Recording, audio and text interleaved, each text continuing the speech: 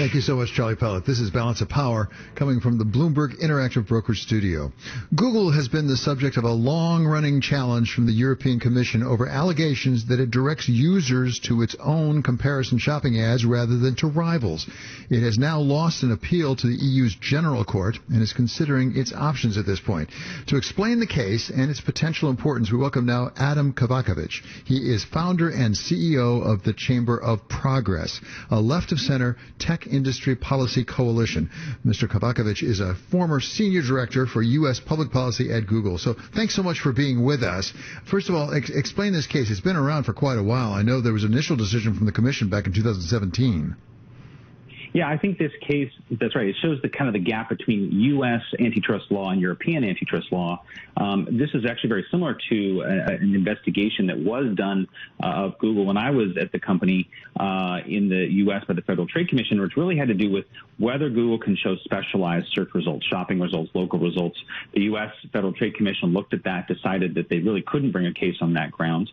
Europe chose the opposite path and forced Google to make changes to how it presents shopping results, really as a way of kind of giving access to comparison shopping sites, other comparison shopping sites.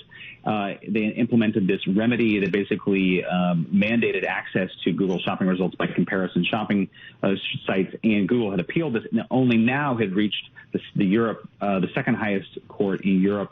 It may still go on to the highest court in Europe if Google appeals today's decision. So they've been, as I understand it, correct me if I'm wrong, living under this decision since 2017. They made whatever changes they needed to make to comply with what the Commission was asking for. Has it really hurt their business? I don't know that it's really hurt their business, but I think there's a question of what kind of precedent it sets, particularly for the reason that you have competitors in other spaces like Yelp in local search or Booking.com in travel who would like the same kind of case to be brought against Google in their vertical spaces, and so far the European Commission hasn't done that. The question at issue here was whether Google owes traffic to other websites. Can they design their search results in a way that may give consumers a quicker answer, but which may disadvantage comparison shopping sites? And again, the U.S.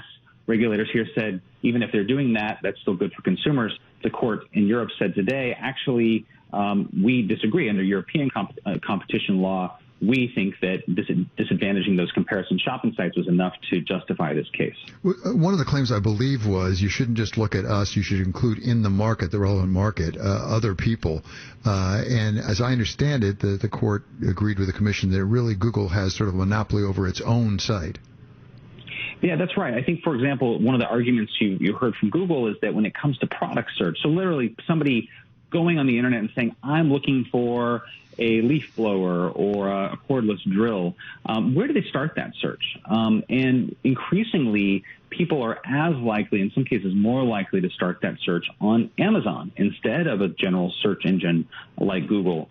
So part of Google's argument had been that actually this type of search for a shopping search was very highly competitive, and in fact, in many cases, Amazon was doing better than general purpose search engines. The General Court disagreed with that pretty explicitly. They said in their ruling today that they don't see general search engines competing with merchants like Amazon. Again, I think that's probably a good example of a kind of ruling that in the U.S., under U.S. competition law in the courts, the courts would have ruled in the opposite way. Well, having worked for Google, give me a little insight here. We seem to have, as you suggest, something of a divergence on some of the competition or antitrust laws between the United States and Europe. When Europe goes one way, the United States goes another way, does Google go with sort of the lowest common denominator? Do they have to, as a practical matter, comply globally with what's required in Europe, or can they actually differentiate about how they handle things between the two jurisdictions? They can differentiate. I think, practically speaking, what you have around the world with global internet services is what some people call splinter nets, which is to say that a lot of national laws or regional laws that are applying specifically. There are a number of European laws that really apply not just to Google but to other internet services, but they don't apply globally. Another good example is Europe has what they call a right to be forgotten, which is basically the right to petition Google to have your information removed if it's harming your reputation. That's not a precedent that Google wanted to extend to the rest of the world, and so they don't.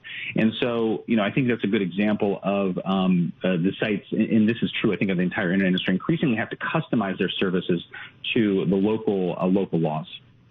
So give us a sense how strategic this is for Google. Is this a nuisance and cost some money, or could it actually change their overall strategy?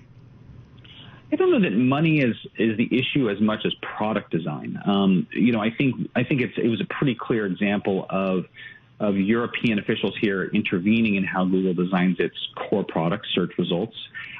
Google, like probably most companies, doesn't especially love the precedent of government agencies intervening in their product design, and I think that's probably good reason enough not to continue appealing. Perhaps it is against this backdrop of kind of European regulation generally, and there's another active debate going on right now in Brussels around what they're calling the Digital Markets Act, which would apply a whole nother layer of regulation really on the top 4 or 5 U.S. tech firms, and it would target this kind of activity, but it would go even more broadly than that. And so I think in some ways this court case is a little bit of a background for what's happening right now with this legislative debate in the European Parliament around the Digital Markets Act.